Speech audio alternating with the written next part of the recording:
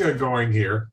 As long as we're alive and kicking and our eyes open up in the morning, I think we're okay. Anyway, we have a large number of topics. And who else is here? Jonathan Kruger. And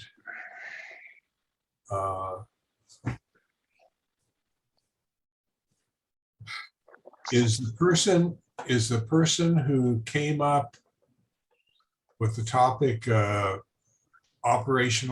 with operational aspects of running a dojo, both from a business perspective and meeting the needs did any of you come up with that topic? Or because if I mean, I don't want to cover a topic from a person who isn't here, because the reason they brought up the topic was so that they could, get other people's thoughts. Right. And so I guess my question is, the first topic we have is, it may be good to discuss some operational aspects of running a dojo. Did anyone here come up with that topic? It is a great topic, I think. And I unfortunately didn't come up with that idea. So not me. Okay. So why don't we, I think I know who did that. I think that was, what's his name? Chris Kadamian. So I'm going to. Sounds like Chris or Darren. Pardon? Sounds like Chris or Darren. Yeah. So unless they come on, I think we'll just save that for another week, another time. That sounds good. Second one is, how do I start my own dojo? And it says, in my garage, through community centers, someone else's existing dojo as my own private business. That one I think we can latch on to. So I guess has anyone started in their garage or house or? I've started it. I've started. Sorry, Dave. Go ahead. No, you go ahead. You go ahead, Eric. Yeah, it's basically a private dojo between Christopher and I, and that's how we've been able to progress our jiu-jitsu, especially rather quickly, because we trust each other. We're the only ones that we're training. We take the material and we just run with it. And so we do have our own private dojo in Christopher's garage. So there's that. I have been keeping an eye on trying to open up a dojo in a small private gym. Just keep it like a small class, just to get my feet wet and being able to teach Budoshin Jujitsu. Otherwise, another dojo that I belong to is San Fernando Valley Judo, and that's more of a club for the sport of judo. And that seeing the difference in how that dojo is being ran, including the mats, compared to a private dojo, is giving me a lot of ideas on how I can put everything together if I decide to open up a more commercialized dojo. Okay. Anyone else have any? I started to say that I started back in 2006. I went ahead and converted our home gym, which is almost 300 square feet, to wall-to-wall mats. It worked out well for starting out. But after twice a week classes there for the better part of a year, we were fortunate to get a very large second floor of the gymnasium, the whole second floor ourselves. So we had plenty of space to do everything from jiu-jitsu, karate forms, large group classes. Some of the classes that I did for the general public had 40 people in them. and we had plenty of space for 40 people. Wow. Could have done that at home. The regular classes had about a dozen people, and then the twice a year classes had anywhere from 20 to 40, and that worked out really well. The second floor of the gymnasium. It was part of a youth center program, just a couple blocks from our house. So all the proceeds went to that youth center, and they were happy, and we were happy to have a place to learn and teach. Okay. Um, Go ahead. Who wanted to say something? I was going to say something. Go ahead, Professor.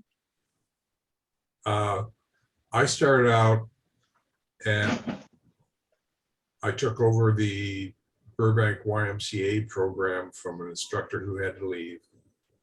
And Mike Secchi came up to another brown belt and I and said, so-and-so has to leave, so you're going to take over the program. He never asked anybody anything. He just told you what to do.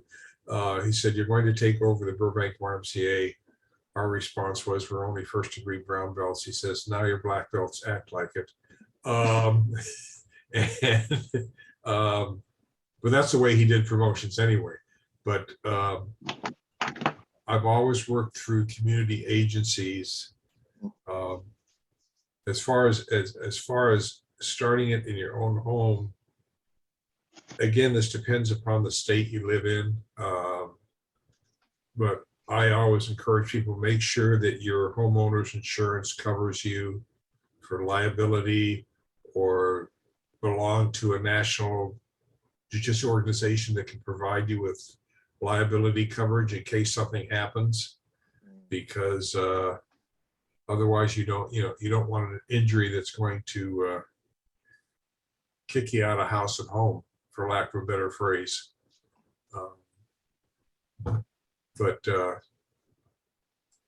is community agencies have been pretty good to me. I've never really had a problem with them. They've always been pretty supportive. You get a lot of free publicity. Up here in Santa Clarita, they put out a quarterly catalog that goes to every household in the city. And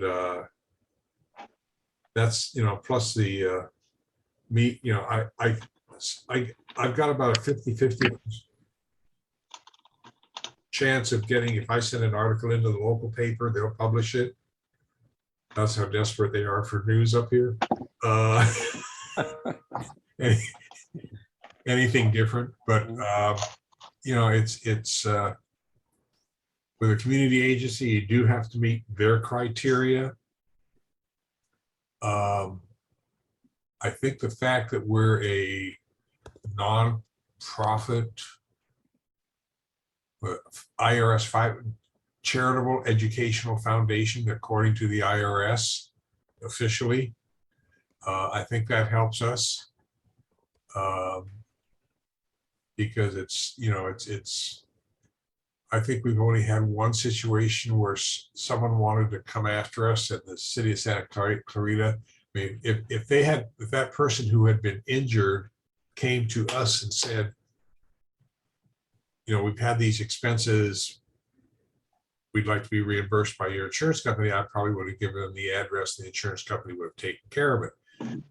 Unfortunately, they went to the city, and the city basically told them to go take a hike.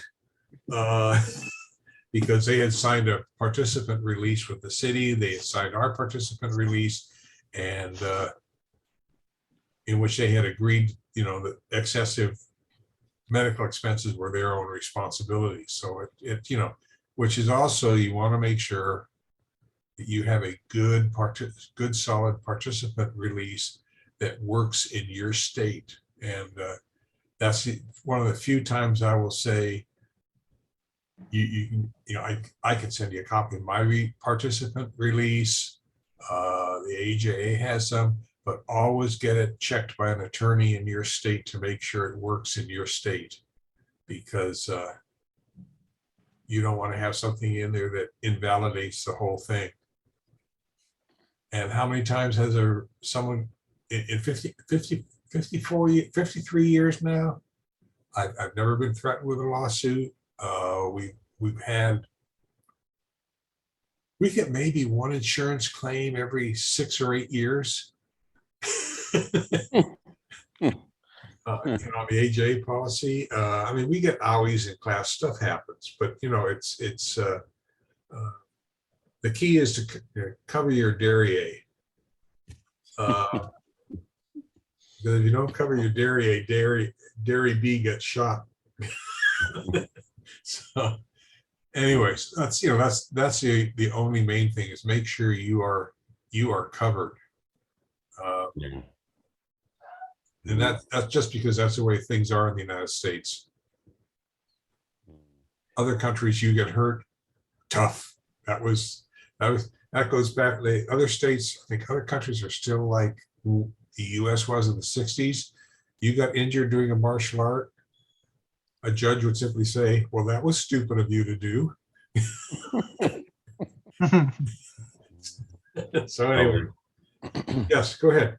I was just going to say that I think your participant release is really an important point because we have in our participant release, we made sure that we had a severability clause in it, which means that if some part of it is somehow invalidated by law, then it doesn't affect the rest of the release. Right. And that's like a huge part of covering your ass, is doing that.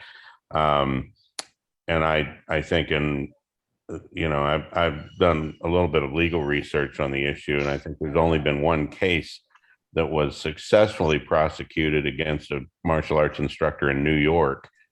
But that went to the appellate court and they overturned the case because of the participant release waiver. And the person who had tried to sue his Taekwondo instructor for knee injuries related to doing some kind of a spinning kick or another, the judge under oath, he was asked, well, how long have you been studying? Oh, 2 years. And have you ever seen anyone in your school do that particular movement? Oh, yes, many times. He said, so you knew that would be an expectation? He said, well, yes, I did. He said, and your teacher interfaced with you as to how to do this? He said, oh, yes, he did. Yeah. And he said, so how exactly would he be at fault? And it just went away. And he chose not to appeal. And that was the end of that. I think that's the only one I've seen in the law books that had anything to do with a martial arts lawsuit. But I've only had one guy, because we run a sparring class, which is almost certainly going to be involved in some contact. And I had a guy once who had an injury, and he decided he was going to, sue us. So he came in and threatened the lawsuit, and I said, well, all I can say is knock yourself out. He said, well, I don't think your instructor is competent. A 3rd-degree black belt who's incompetent, run that one by the judge and see how far that goes. Yeah. And after that, he backed out. I never did hear anything from him after that. I think he probably, took one look at the release waiver and said, okay, well, there's not much we can do here. And I even had an attorney at one point come in and look at my release waiver. And he said, well, this is the most comprehensive, far-reaching release waiver I've ever seen. I said, yes, that's about right. And he said, one page, 2 page, 3 page? Just one page. Yeah. One page. Just one page. Yeah, just a single page. Ours is 1 page too. 1 page also. The print's on the small side, but it's 1 page also. I mean, it's readable. It is. It's not the tiny print, but I think it's Arial 10 point or 8 point, something like that. 8 point. It's readable, and we, if we get someone who has a claim, we simply say, here, go talk to our insurance company, and that's usually the end of it as far as we're concerned. What we all, a couple other things we also have in our release is we do have our release also has a photo video release. Yes, I was just gonna say that. Yeah, and so that, That's our if does the as well. media comes in or we Yeah. want to shoot pictures for publicity, we can do that. We don't have to have special permission from the parents or anything like that. Also on the back, we have a medical, I guess we call it a medical care release for kids.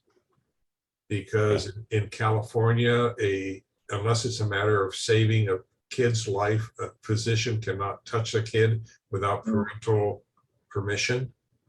Yeah. So this is where the parent gives permission in advance for the doctor to immediately start treating the kid. I've had parents ask about this, and their first or second question is, how often have you used this? And I tell them, once in 53 years. But the parents were so appreciative.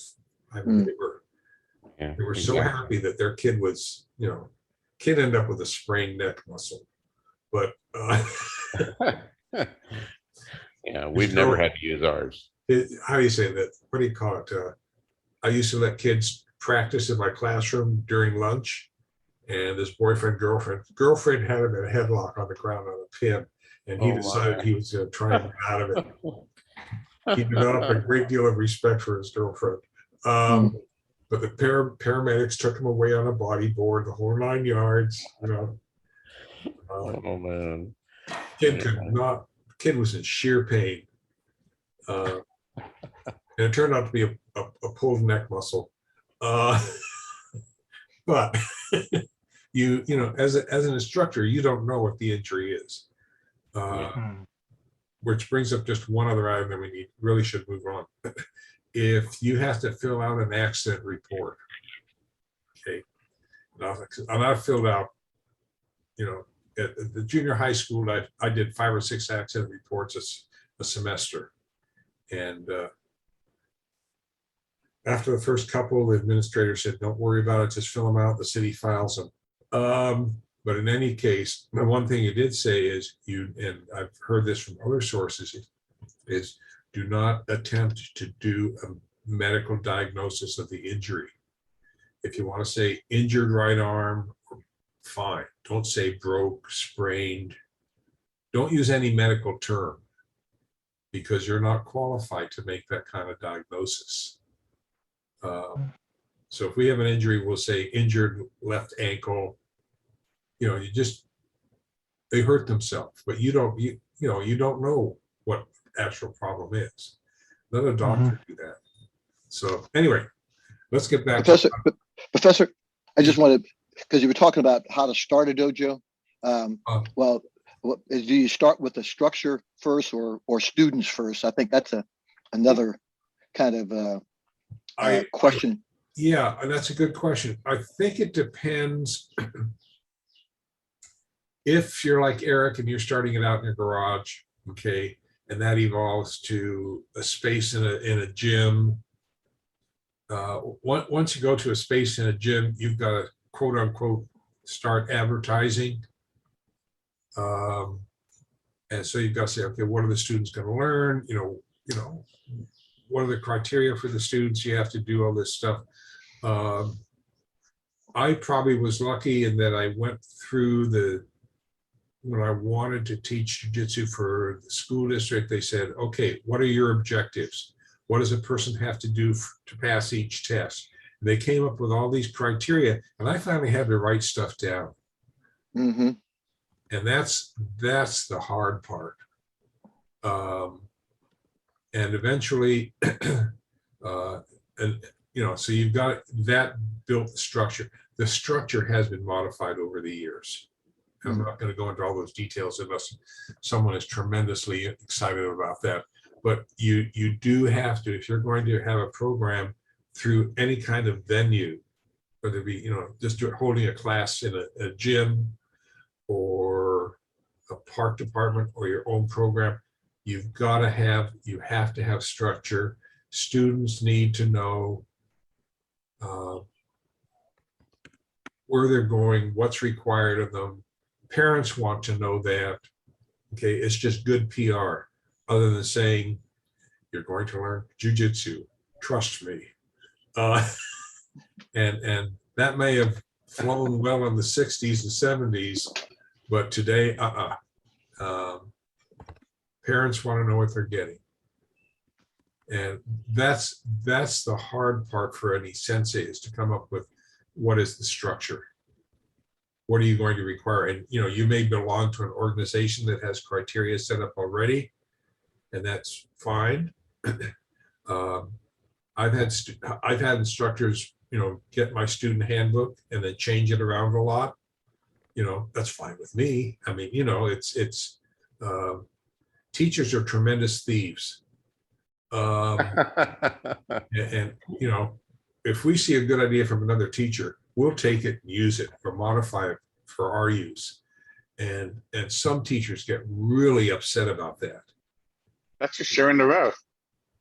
Pardon? That's just sharing the wealth.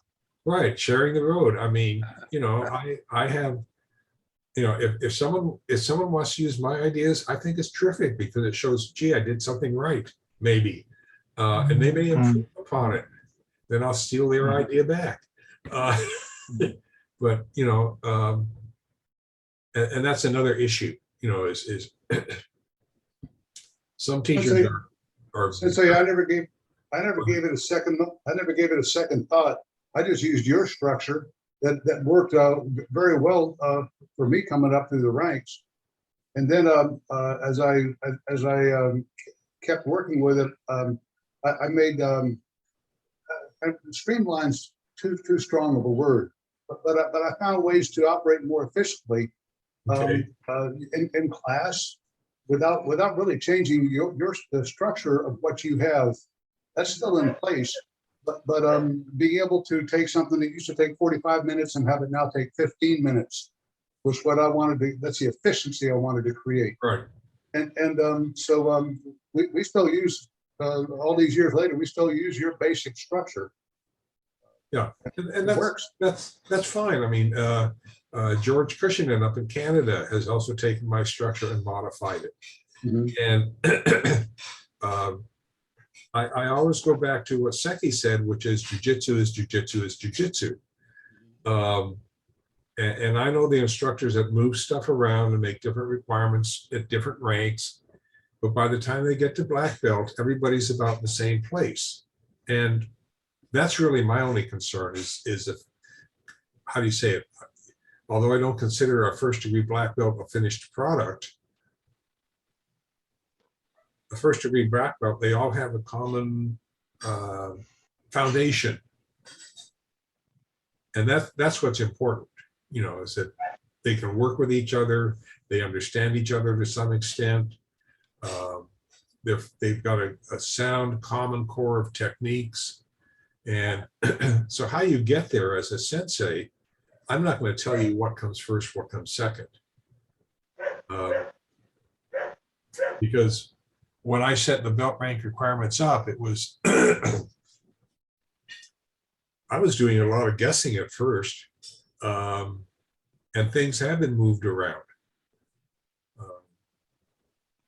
I think if you have standards and they've been set in stone for the past 50 years, you need to start looking at other stones, for lack of a better phrase, because there may be, better sequences in which to teach things and stuff like that. And I still get good ideas from other people. I mean, that's. Sensei, to begin, you had to be the word that comes to mind is you had to be bold. You had to say, okay, we need structure, and here's what we're going to start with, and then it can evolve from there. Right. And for example, when we go back to the park program, the program is going to be a half hour shorter now than it used to be.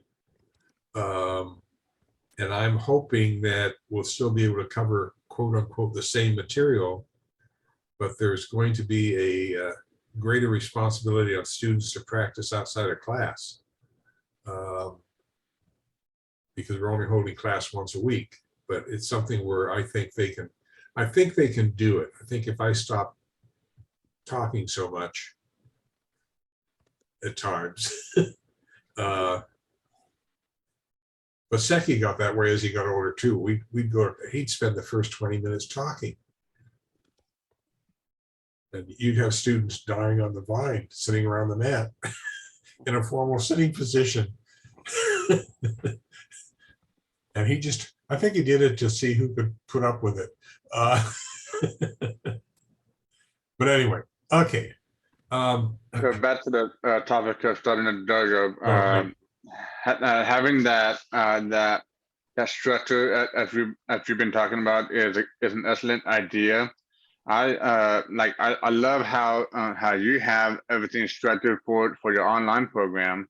So I feel like that would be a good starting point, as well as looking at my previous Krav Maga classes, taking their structure and basically combining both together. But this way, it covers all aspects of a martial art, which is what jiu-jitsu has. Yeah, the different ranges of striking, and then you go into the grappling, then you go into to the pins. Just being able to structure everything to where you can start from stand up, and now we're working our way closer and closer to grappling, and now we're down onto the ground to finish, whether it be a type of submission or a pin. And just being able to have a structure that works well for that day is a good starting point. Yeah, and like I said, I have one of my co-instructors of the park program has a background in Krav Maga. He incorporates that into this, the early part of the hits and kicks, the distractions. He incorporates that in there. I have another, I think one of my black belts has a better background in judo. I'm not saying you can only teach what's in my student handbook, because I know there's a lot more. And so if you're going to incorporate stuff from other martial arts, I can't say you're wrong. As long as I see my stuff in there when the student's testing, I'm a happy camper. And if you want to require more of your students, that's okay too. That's you can't, how do you say, I don't want, you do have to have structure, okay, and you do have to have stuff that's measurable, but I don't want to say you can't do this as part of that, because that to me is not going to work.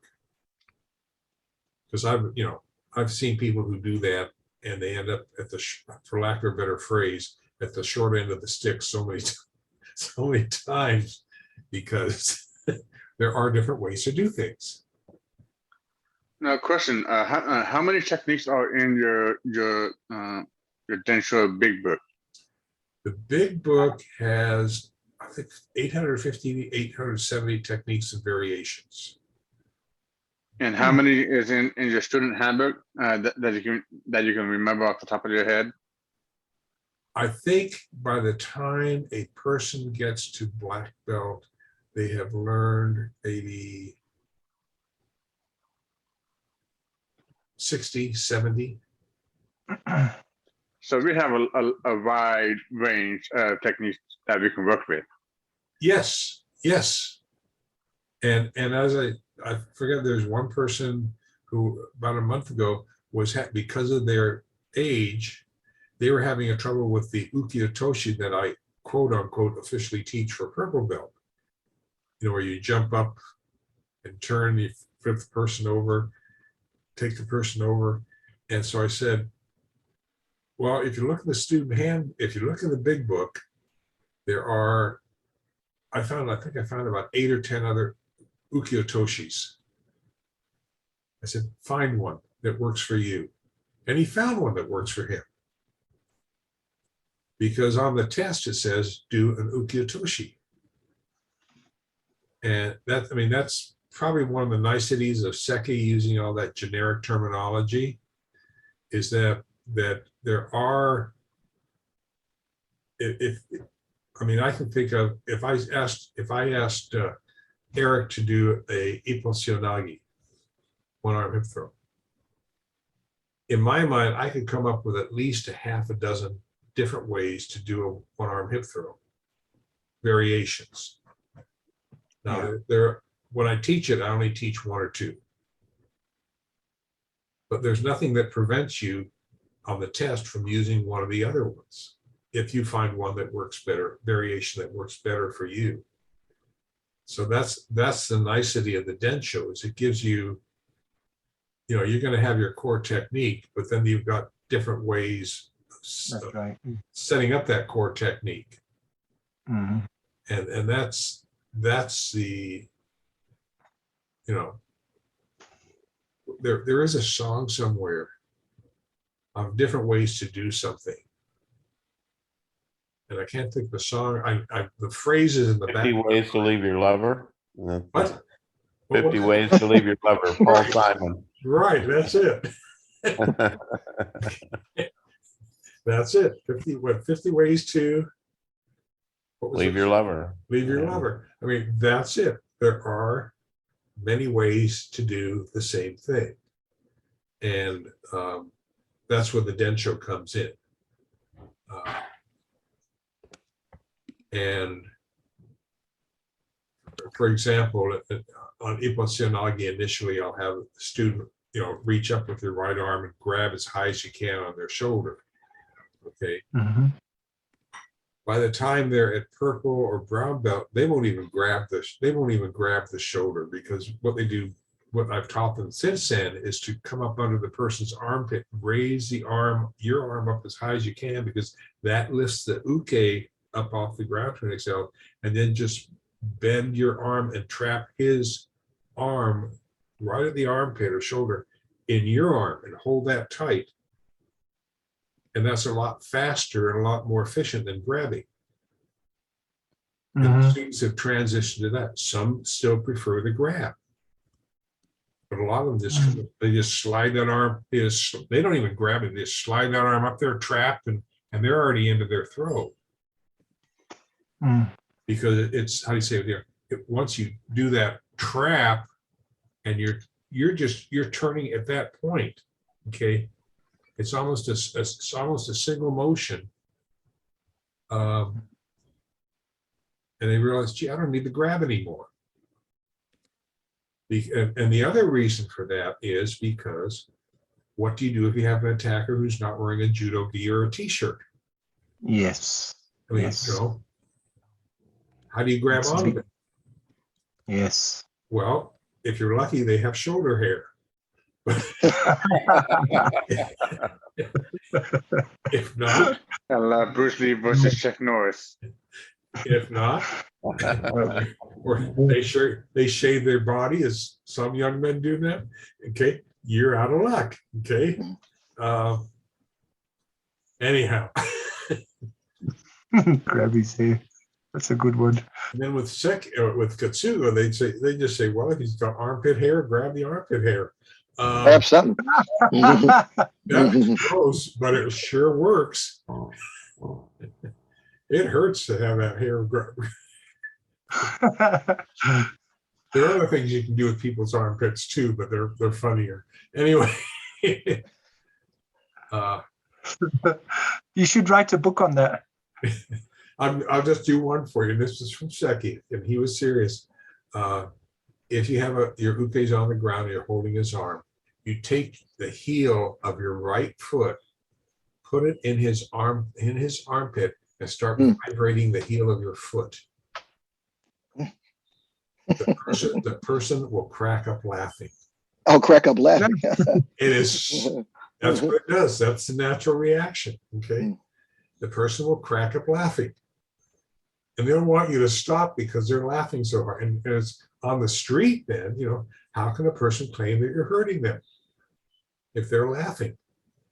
But anyway, so, but that's a simple submission that works tremendously well, stick that heel in someone's armpit, in the person's armpit when they're on the ground, and start vibrating your heel. Okay. Okay, whatever. Okay, let's get serious. Okay. The side benefit of laughter is that it also will take away some of their strength. Yes. It's hard That's to be right. as strong. Yes, it takes away. It's hard to be as strong when you're laughing. Right, because they're Yeah. just trying to get away from you. Mhm, Anyway, mhm. okay, we got to get serious here. Back to how do I start my own dojo? Starting your own private business, I have no experience in. It's an investment. It's expensive. Most dojo in the private world don't make it because the person just doesn't have, how do you say, they don't have the business experience to succeed. I mean, it's hard. When I taught economics, and I'd have some of my immigrant kids say, well, I'm going to start my own business. And I'd say, well, here's the criteria for success.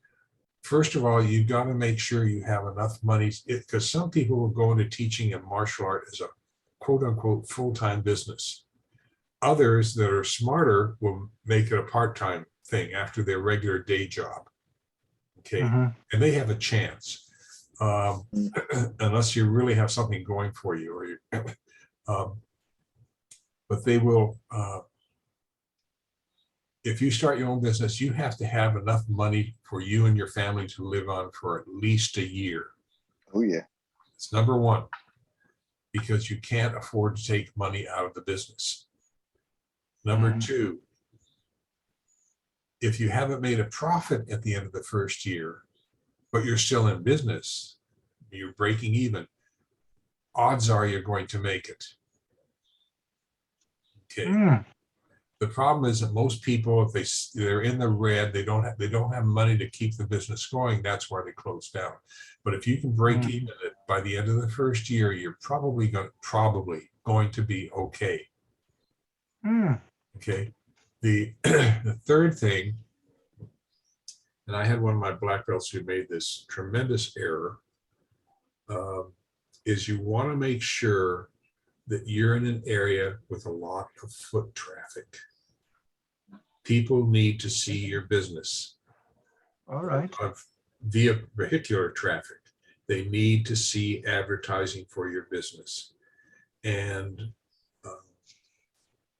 a lot of this stuff is actually, information is actually available for free from the US government. Department of Commerce, whoever does the census, actually Department of the Census, actually has a tremendous amount of information on foot traffic in business areas, vehicular traffic, all sorts of information like that. And he put himself in an extremely bad location, I won't say anything else, but it was a bad location. Okay. And he didn't make it because of that, unfortunately. Excellent instructor. But you can be excellent, but if you're in a lousy location, It doesn't work out. It doesn't work out because you've got to have foot traffic. The other thing is, and this is a policy decision, I know with the Park Pre program, I usually say, my attitude is, because people will ask, can we come in and watch? I say, sure, come in and watch as much as you want. And they'll come in and watch, and sometimes they leave after 10 minutes, and sometimes they come back for several weeks, and then they sign up. So you have to have some policy, and some instructors won't let you come in and watch their classes because they're afraid you're going to steal their secrets. And you have to be very PR oriented. Yes, that's right. Yeah. Because your goal, just a second, let me finish. Your goal in running a business is to do what? Make a profit. Make a profit. That's right. Yes, Okay. cover your expenses. Yeah, that's it. Well, no, not cover expenses, make a profit. Make a profit. Yeah, it's not As about. well as make a profit, I meant. Cover what you would spend Yeah. in the dojo and still make a profit. Right. I mean, even our dojo, which is a nonprofit dojo, we do come out ahead financially, not much, but we do come out ahead, you know, Mhm. Mm. maybe $300 to $500 a year. You're rich. None of us are doing it for, none of us are doing it for a living though. We all get our That's right. expenses paid, Yes, mileage and yes. stuff like that, but we're not doing it for a living. We're not depending on it, and that's the difference. That's right. Absolutely. Um, So our criteria for success is different than a private business, which you make, if you don't make a profit, why are you doing this? I mean, for a private business. Yeah, that's true. Well, Go ahead. Well, I've operated my school since 1996, January of '96, here in Las Vegas, and I've run it as a full-time business for 20 years. Although when I got divorced, that sort of changed my outlook on retirement plans and medical coverage and things like that. And I ended up becoming a school teacher in the reinventing of myself there, and I went to a part-time status with the school. Yeah, I sort of broke many of the rules. I didn't have a year's worth of money to float the school when I started. In fact, I think I'd accumulated maybe about $7,000 to open up the school, and it ran doing gangbusters, really making a profit for, well, still does actually. But I found there were things I needed, as I'm like 62, so you have to start thinking about retiring at some point. And my wife, who was a school teacher, that was sort of where my retirement was coming from, and where my where my healthcare was coming from. And I said, well, obviously that can't continue, so I've got to think about that for myself. So I took up her job and became a school teacher, and that's how I dealt with that. And as for my retirement, if I ever I don't think I'm ever going to get around to retiring, but if I ever get around to that, I can't imagine what I do except what I'm currently doing anyway. So it doesn't seem to be much point. But I have a student who's one of my senior guys who's my successor. And so he's an active partner in the school. But when I first set up the school, I set it up as a C corporation, which is, if you're going to be a private entity and you've got waivers of release and insurance, one of the nice things about a C corporation is that a C corporation on paper can lose a lot of money and carry that forward. So you're not really paying, and in Nevada, you're really not paying state tax on it anyway. And then the other side of it is, as a C corporation, you enjoy a certain amount of liability protection, because if they sue you, that's fine, but you can say the corporation's who you need to sue, not me. And so they sue the corporation, really, and the corporation, you have, it's another layer of limitation on liability. As far as foot traffic goes, there are two different thoughts on that. One is, yes, you need a lot of foot traffic to pass you by. But there are things that martial arts tends to be. It's like a dance studio or other sorts of activities that are considered sort of destination businesses. In other words, people they don't usually wander the streets looking for a martial arts school. They go, I think I'm going to take a martial art. Here's where I'm going to go here. And then they go there to study at a destination. They know the destination that they're going to begin with. So the real advertising has to be done at the beginning of the process, where they're actually selecting their school or their destination. So so Yellow Pages became like super important back in the day when people actually used that.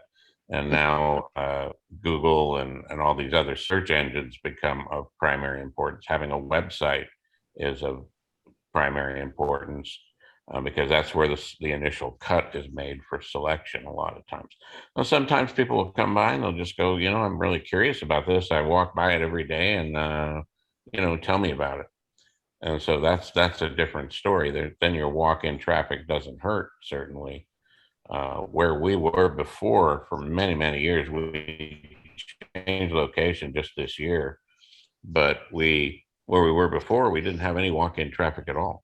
And now we do have a lot of walk-in traffic. And since the end of restrictions from the pandemic, we've added 13 new students. Now I see a lot of people, I go to a lot of the marketing meetings, marketing associations like that are out there. And it's interesting because I see one of the jokes is, what's the best way to make a liar out of a martial arts instructor is ask him how many students he has. So that's one thing. But I think, and I think there's some truth to that, because some of the guys start these intro, well, I put in 100 students. Wow. I mean, and that's very impressive. But then you start asking them questions and they're talking really about maybe 50 intros and, 25 who didn't make it and through the intro process. And there's finally 25 students a month that they put in, which is still great, but it's, it's nowhere near as impressive sounding as 100 students. And so I always take a lot of that information with caveat, okay, well, let me see what he's got going on here. And if it's the best marketing system since sliced bread, well, maybe he does have the capacity to put in 100 new students or what have you. But I sometimes try to make it a plan to, let's say this guy's in Phoenix and he's got these claims to have an amazing school, I'll fly down to Phoenix just to see what he's doing, and then I can make my own assessments and say, well, okay, that would really work for me, or that really wouldn't work for me. But you have to be constantly searching for knowledge in the business area almost as much as you are in the martial area. And that's can I piggyback off of something you said? One of the flip side of that, if you're not in for profit, the nonprofit is just community service. For example, like at the women's shelter, you're not charging them. I guess you could, but in terms of reputation, because if you have a reputation like Professor Kirby, I mean, you can make $1 billion. He's rich. I know he is. But for who's rich? Professor Kirby. but for the average Joe, or Lonnie, right? They don't know the hell you are, right? So a little bit of that kind of smoozing is like, okay, I'll do something for the women's shelter, self-defense center. I'll do something for the Girl Scouts, right? As a way of putting that out, that service, and then getting people to consider you. I've heard of Lonnie. He did a demonstration over here, and then add that. You could add the value too. Just the opposite of all your stuff for the for-profit model. I mean, which is fantastic and thorough. Yeah, I mean, it doesn't preclude you doing those things for sure. Mm-hmm.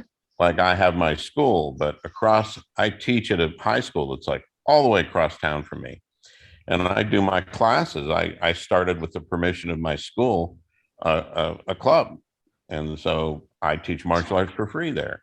That's good. And I give the kids uniforms and I join them to my association. I treat them just like my regular students, but it doesn't cost them a dime. Mm-hmm. And I always have anywhere from 10 students roughly in the club. But we run it just like all the other clubs at my high school. I'm the chess club coach. Well, we run it. It would be no different. We have a president, a vice president, secretary, treasurer, and a recorder. And that's it. And then we just teach the classes. I'm the advisor for the club, so I'm the guy that teaches the classes. But that's how we do it. And of course, doing women's shelters and all that stuff is, from our standpoint, as a profit venture, it's not going to produce any profits. It will produce publicity, favorable publicity, and that's certainly what you're doing. We have we got a little TV publicity because I taught the teachers at my school. We've got some violence issues with our students.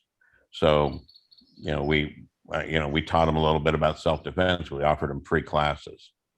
And so that's, you certainly can do that. And then there are those that stay beyond, say, a women's self-defense class or, a self-defense class period. And they will take an interest in the art as a whole, and that's wonderful. But it doesn't preclude you. Being for profit doesn't necessarily preclude you. Quite honestly, I use a lot of my profit to do exactly that. The money comes out of somewhere, and it comes out of my pocket usually when I'm giving uniforms to those kids. Yeah. I don't have really any incumbent obligation to do that, but I feel like it makes them feel like part of the group, part of the family. So I give them the uniforms, and I ask that they attend regularly the club for a period of time. Then I say, you've earned your uniform. Here you go. Gotcha. And Yeah. all throughout the school year, I may get them to one full belt from where they started, but that's not all that important if they feel like they're making progress. And some of those kids, I've got maybe 3 kids out of my class that are coming to my school. And I give them the added benefit of saying, if you come down to the school, you work out free of charge. So they don't do any additional monies for that. So they come in and they do that. And, I sort of run a school within a school. So I have marketing, and we have general marketing sort of things, and that's what we do. But then there's a group of more hardcore students that are more dedicated. And that's probably more of what you would find in a traditional martial arts club. And those are they're my black belt club members, for example. So I have the marketing thing, which a lot of people don't like, is I have a black belt club. I give them extra classes throughout the week. And instead of one of my other students teaching that class, that's always one I teach personally. And so when I go in, I do the black belt club class, and that's what we do, is, do that extra class. And usually I find fun stuff that they find interesting that isn't in the official curriculum to do. So we may find a weapon or something, and we just work that weapon for the entire time of the black belt class. And I'll introduce them to, maybe 5-6 techniques with that weapon. Or we might take 5 different techniques and just focus on that, or we'll do skill sets that you want to build for that. And that's an incentive for them to join the black belt club. And the black belt club has higher tuition. So if they want to become black belt club members, that's fine. They have a different uniform and a higher tuition rate. But there's a benefit for that. And then every time if they go to a seminar at my school, they get 20% off. If they buy something from the school pro shop, 20% off, plus the additional instruction. And a black belt club member can go to any program in the school and take that, no additional charge, because they're already paying a higher tuition. So it's a little bit of and black belt club programs, when they first started them out, were designed to kill the attrition rate, because most schools will report that for the first 3 months of instruction, the kids are just amazingly enthusiastic. And it's at that 3-month mark that they prove to be maybe not so enthusiastic after a certain point. And by 6 months, there are 2 break points: 3 months, 6 months, and 1 year. And so once they've joined 3 months, I talk to them about black belt club within 3 months. Whenever I talk to them about black belt club after 3 months, I've never had one turn me down yet. They're interested that much in getting deeper into the art. 6 months, 1 year. Again, if I don't get them in the 3-month period, I'll get them in with the 6-month period typically. And that's how I run it. But and a lot of times now, the black belt club, I think that's falling out of favor now. My sense is that's not really where a lot of schools are going. I could be wrong about that, but But when I started running a commercial school, that's really where they were at. They were pushing the Black Belt Club concept, and it was an add-on program. And so that's each Black Belt Club member got a different uniform. And then after a while, I think they added a Masters Club. And I did not do that. I didn't do something like that. But, you know, and of course, I teach my classes, my advanced classes are all black belts. But that's sort of what we do. And I have students that stay with me, I think 10, Nick's been with me 17 years. You know, they've been with me a long, long time. And usually it's because I can offer them something that they find interesting after 10 years or 15 years or 20 years, that deepens their knowledge on some level. And so you know, and that, I guess the average, I was talking to one of my friends who's a Kung Fu teacher, and he said the average time, I think he said, was 5 years that most students last. And I want to say that's what it was. And I don't know what everybody else's experience has been, but when I've gone to most schools, that's what I've generally found, is they'll be there. I think Taekwondo has about a 2 to 2.5 year time frame to black belt. And they, when they get there, a lot of them just turn around and leave. I've had maybe 2 of my instructors who have left after black belt in all the years. I've taught maybe 20 years. Now, some move on to other stuff, which is understandable. You know, they or some of them move, period.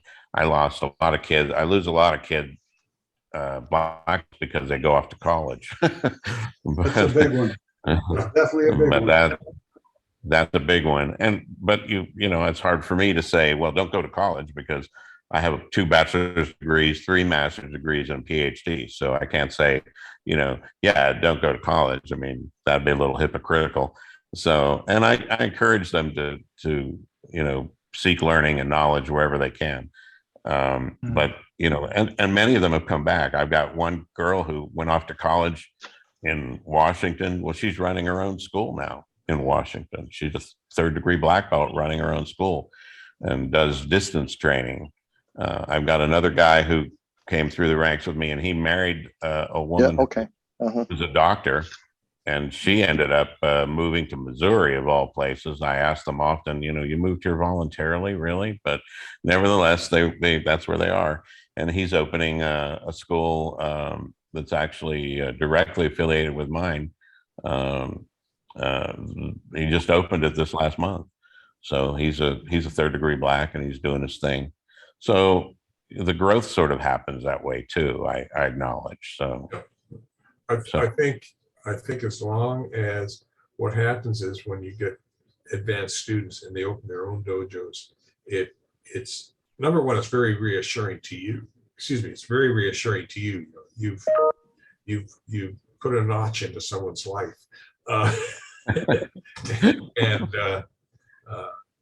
think those of us who have been around for a while have, you know, we keep in touch with our students, and it's they're like our kids, and as they succeed, and we'll just get back to.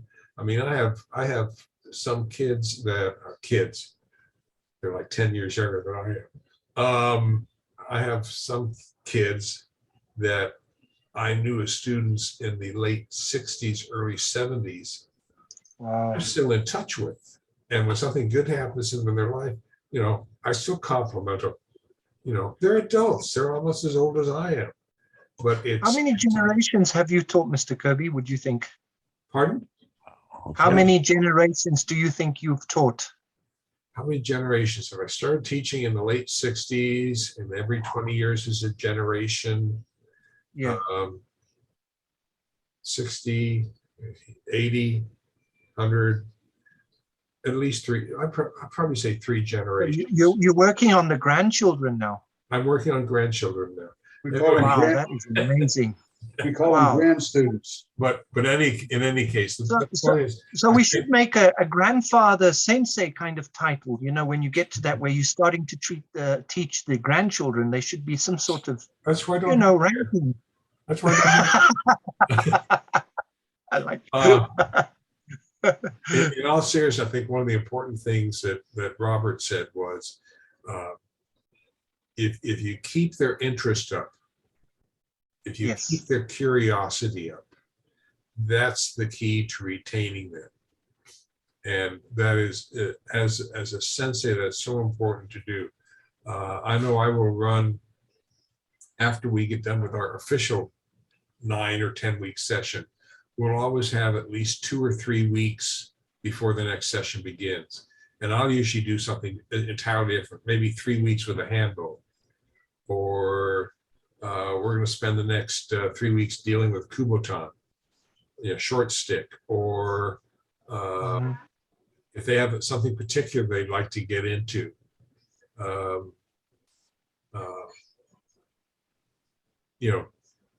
Defenses from the ground. And I'm not talking about BJJ or MMA stuff. I'm talking about using techniques they've learned standing up, but doing them if they're on the ground. And they because you normally don't get that practice. I'll just try to do something else. Also, it's good for me because as a sensei, we get bored teaching the same old stuff. And that's another reason I like to do variations, because what I've taught one group of white belts, 6 months later, I may be teaching another group of white belts, and they're getting different ways to do the same techniques. And that allows me to keep my interest up because I'm doing something quote unquote different. One way to do that is to have a class periodically that teaches reversals for all the techniques they've been learning. Right. What a reversal class, and they just totally freak out and have a blast and laugh and go, wow, there are ways out of this stuff we didn't realize. Yes. Yeah, teaching reverses for 3 weeks, or sometimes even with the upper belts, I'll do counters to counters to counters. And they all you have to do is move fast enough. But the problem is, all of you will quickly realize is that if you move fast enough, someone's going to get hurt. So that's the downside, is that you can teach counters, but once you start teaching counters to counters, people really need to slow down, because I was corresponding with one person and who's had a problem with arm bars, and I said, okay, here's the way to I actually have a series of pictures on how to do the arm bar and set it up correctly 100% of the time, which took me 2 years to figure out with Seki. But it's, but I said, do you know there's a counter for the arm bar? And I said, you just, if they're setting it up, you just slide your arm in a little further so they don't have your elbow. And the person said, well, what do you do then? I said, well, you either can go into an osodomaki komi, outside winding takedown, or you can do a forward shoulder lock takedown. But you've got to do it very carefully, because if you do it fast, the person's going to either end up with a fractured shoulder or dislocation or separation. And you don't want to do that to your uke. And I said, also, there's a counter to the counter to the counter. If you slide your arm in, the other person can respond quick enough. They're going to put you into an elbow lift come along. And then you're dead meat. But, that's one of the, how do you say, that's some of the fun stuff for me. And it's also fun stuff for students once they have, some of the basics down. It's like Dave Clark said, it's oh my God, there's a way out of this. Yeah. And something that we haven't gone to, we talked about marketing and starting a dojo and this and that. Yeah. One of the best things I've found through many, many years of not just teaching self-defense, but teaching has been my profession since coming out of college. And that is word of mouth advertising. It's incredibly powerful. Robert, it sounds like you do a great job. And Bonnie, your idea of a women's shelter, you get people talking and the sizzle sells the steak because you're really enthusiastic about what you're doing, and that's contagious. And then they talk to their friends, and their friends talk to their friends, and you got all kinds of people visiting your classes because people talk. I love it, and it's truly how my businesses have thrived through the years. It's word of mouth advertising. It's priceless. Yeah, I tell my students, you are my best advertising. There you go. We can get an article in the paper, the city advertises its program, but if you tell your friends, Testimonials. that's number one. And if your students feel good coming to class and they think you're taking care of them and you're doing all the stuff that you would probably do if you were a good parent, They'll call their friends. They're going to tell other people. Yes. And word of mouth is so important. That's your, as Dave said, that's your number one advertising. Because if they keep coming back, they're going to, people are going to say, what do you do at Tuesday evening from 7 tonight, which is when we're having our class? Well, I go to jiu-jitsu class. How long have you been going there? Oh, about 45 years. You've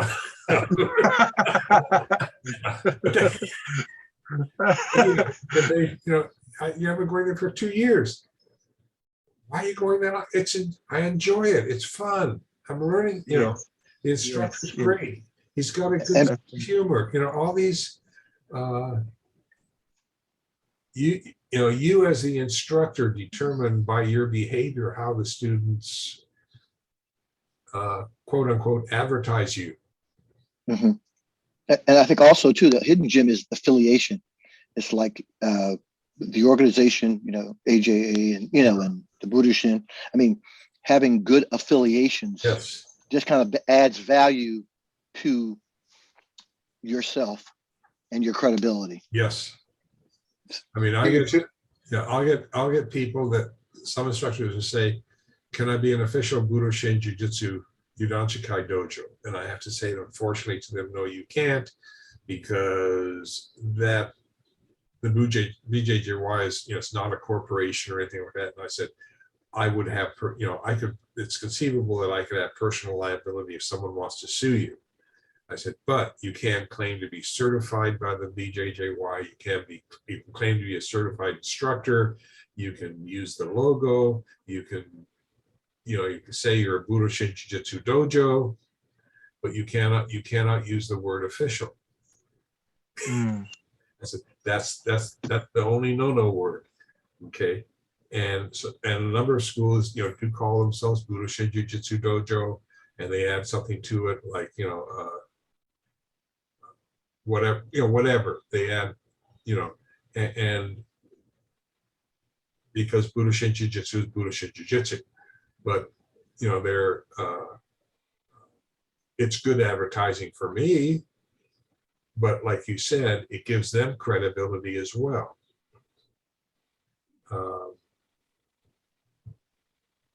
Because they can say they are a certified instructor, and the AJA will certify them as instructor.